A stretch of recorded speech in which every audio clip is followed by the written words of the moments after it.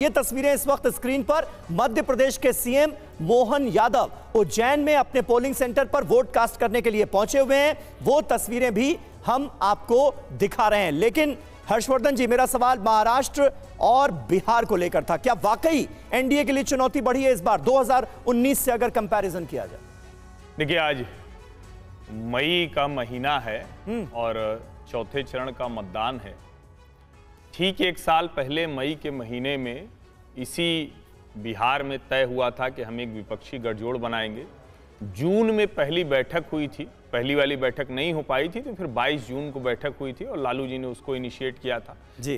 तब लग रहा था कि देश में सचमुच बिहार फिर से वो करने जा रहा है जिसके लिए वो जाना जाता है कि कई बार वो राजनीति बदल देता है। लेकिन कल आपने पटना में रोड शो देखा होगा। देश ने देखा कि नीतीश जी कमल का निशान लेकर मोदी जी के साथ और रविशंकर प्रसाद जी के साथ वो लोगों से कह रहे थे कि इनको मजबूत कीजिए। बिहार और महाराष्ट्र को अलग देखना चाहिए। महाराष्ट्र अभी भी भारतीय जनता पार्टी के लिए बड़ी चुनौती है और मैं निजी तौर पर कहता हूं कि एक राज्य मुझे अगर जो बहुत स्पष्टता से नहीं दिखता, थोड़ा धुंधला दिखता है, वो महाराष्ट्र है। लेकिन जब आप बिहार की बात करते हैं तो आप सामान्य समीकरण को देखिए। बिहार में लालू जी के साथ अगर नीतीश गए, पड़ला उनका भारी। अगर बिहार के साथ भाजपा के साथ नीतीश गए, पड़ला इधर भारी। लेकिन अब और बदलाव हुआ। 2019 से क्या बदला?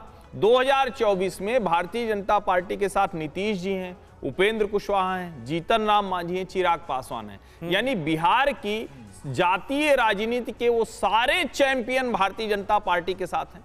ऐसे में मुझे नहीं लगता कि 2019 से कोई बहुत बड़ा बदलाव होने जा रहा है। मुझे लगता है कि बिहार भारतीय जनता पार्टी ने साथ लिया है। महाराष्ट्र में समझ में इसलिए नहीं आ रहा है कि शिवसेना और एनसीपी जो दोनों टूटी है, क्या सहानुभूति वोट शरद चंद्र पवार और उद्धव ठाकरे को मिल रहा है, उद्धव बाला साहब ठाकरे को मिल रहा है, ऐसा कुछ है? अगर ये होगा तो परिणाम किसी को नहीं पता। लेकिन बिहार और महाराष्ट्र की तुलना इसीलिए नहीं हो सकती क्योंकि यहां समीकरण पूरी तरह से भाजपा ने साथ लिया, वहां उसकी मुश्किलें। मतलब आप ये कह रहे हैं कि बिहार में नीतीश कुमार के पाला पलटने के बाद जो माहौल बना और ऑपोजिशन जिस बात का जिक्र कर रहा है कि इससे न सिर्फ बीजेपी बल्कि जेडीयू को तो बहुत बंपर नुकसान होने जा रहा है, आप उस लॉजिक में विश्वास नहीं कर रहे हैं? आपको नहीं लग रहा है कि ऐसा कैसे हो पाएगा? मतलब देखिए, मैं बार बार कह रहा हूं, आप जब आज के दिन में या चुनाव प्रचार के दौरान किसी को देखें तो जो आदमी 10 सीट पर लड़ेगा वो भी कहेगा कि हम सरकार बनाने जा रहे हैं। जैसे मैंने उदाहरण दिया कि अरविंद केजरीवाल कुल 20 सीट पर लड़ रहे हैं और वो कह रहे हैं कि हम फ्री इलेक्ट्रिसिटी देश को दे देंगे।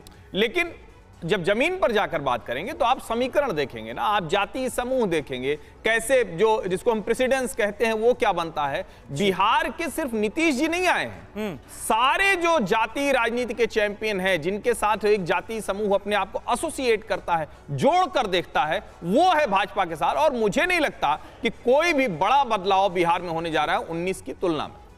ठीक है, राजेश जोशी जी, एक एनालिसिस में आपका यहां पर चाहूंगा कि आप भी जोड़ें। अगर मैं कुल सीटों की बात करूं, जिन 10 राज्यों की 96 सीटों पर आज मतदान हो रहा है, तो बीजेपी 2019 में हम अगर देखें तो सबसे बड़े गेनर के तौर पर थी। सबसे ज्यादा फायदा हुआ था 42 सीटों के साथ, और 2014 के मुकाबले उसमें एक मामूली इजाफा था 4 से 5 सीटों का।